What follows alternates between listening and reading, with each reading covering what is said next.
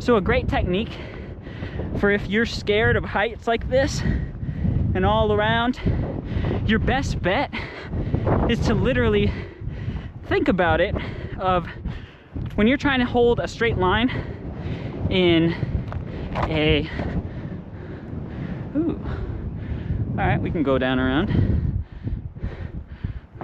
Oh, there we go. Yeah.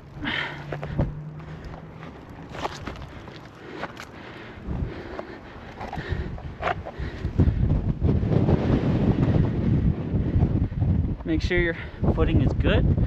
These rocks are good. Doing a turn around. Waiting till I find good holds for my feet.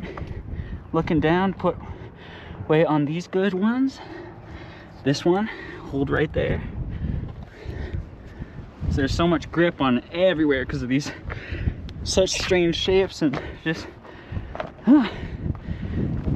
you're literally, your imagination is the limit for how many, for where you want to grab.